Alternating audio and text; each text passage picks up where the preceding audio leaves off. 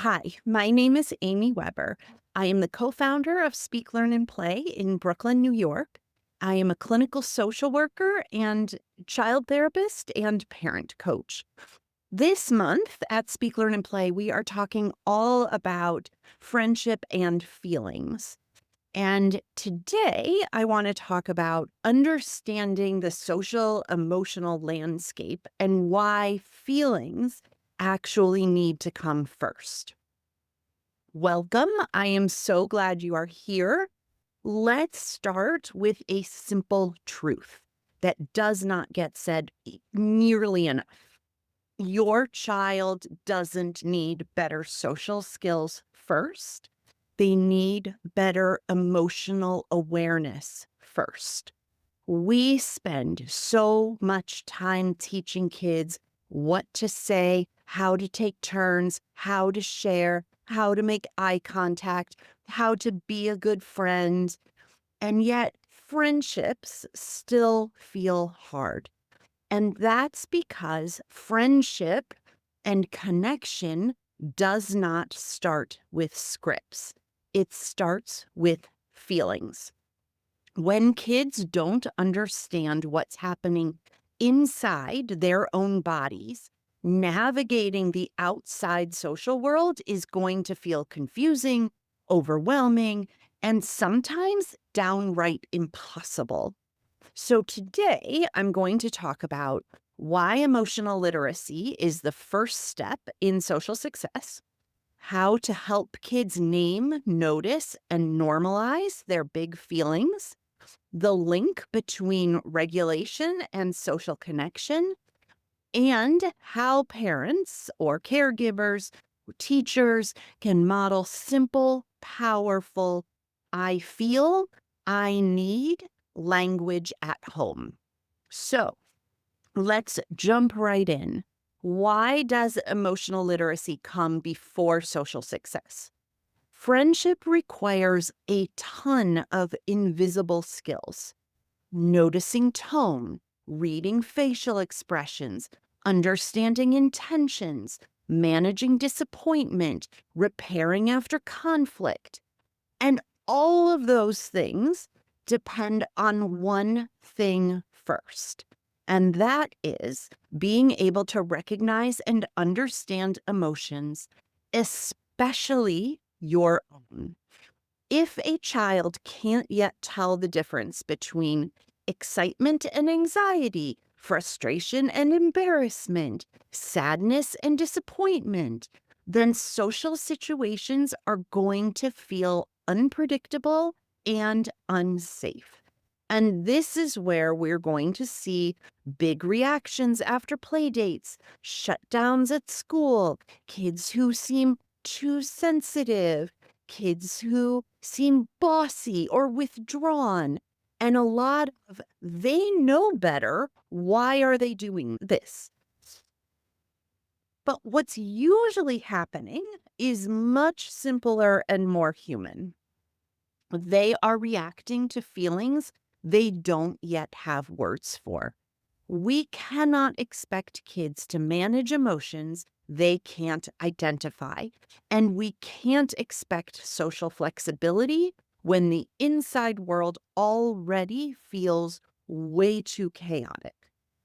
So, here is the good news: emotional awareness is teachable, and it does not start with lectures. It starts with noticing the body, because feelings tend to show up physically first. You might see tight shoulders, clenched fists, fast breathing, wiggly legs, quiet voices, heavy posture. Before a child can say, I'm overwhelmed, their body is already telling the story. So, our job as the adult is to help them notice. You might say, your body looks really tight. Your breathing has gotten really fast. Your shoulders dropped way down. This is neutral observation, not correction, not judgment.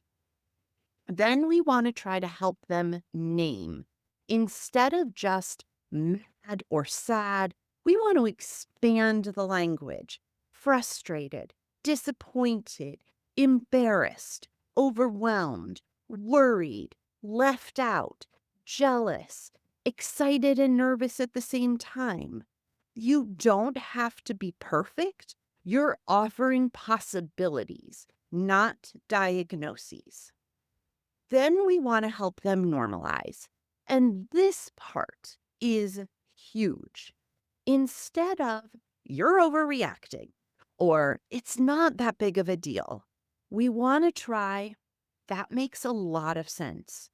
A lot of kids feel that way. Big feelings show how much you care.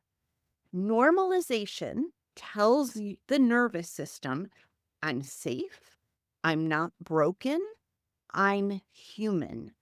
And only after safety comes learning. So, what is the link between regulation and social connection? Here is one of the most important ideas in child development. Regulation comes before relationship.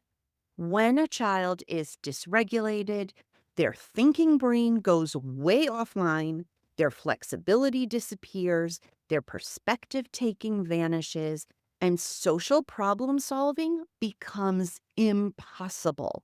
No one connects well when they feel overwhelmed, anxious, flooded, or ashamed.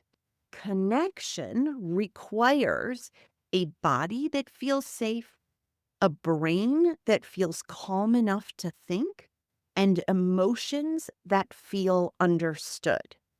And this is why kids often melt down after play dates, why school behavior doesn't always match home behavior, and why social fatigue is so real for neurodivergent kids. They're working hard to hold it together socially, and it takes a toll. Your job isn't to force more social performance.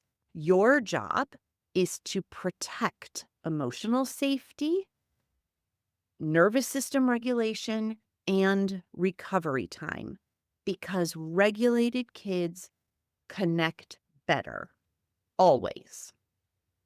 So, how can we model I feel I need statements? Kids don't learn emotional literacy from charts alone. They learn it from hearing it in real life, especially from their parents. One of the most powerful tools you can model is this simple sentence: I feel blank and I need blank. This teaches children feelings are normal, needs are allowed, and behavior is a choice, not a reflex. So here are a few real life examples. I feel overwhelmed and I need a quiet minute. I feel disappointed and I need a reset. I feel nervous and I need reassurance. I feel frustrated and I need help.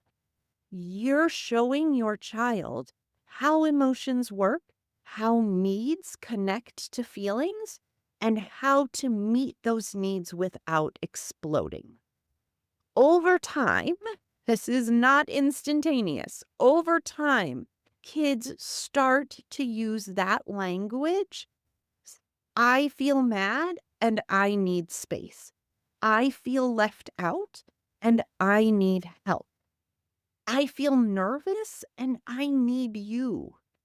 And when kids can say that, so many behavior battles simply soften. So here is your big takeaway. Friendship does not start with better behavior. It starts with better emotional awareness. When kids understand what they're feeling, what their bodies need, and that those things are safe to talk about, they become more flexible, more resilient, more empathic, and more capable of real connection. You do not need to perfect this. You just need to model it imperfectly, as consistently as you can remember, and kindly.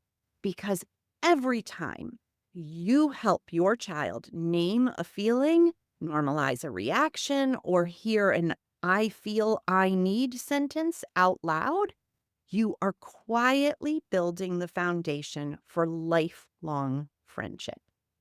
Thank you so much for being with me, and we will see you soon.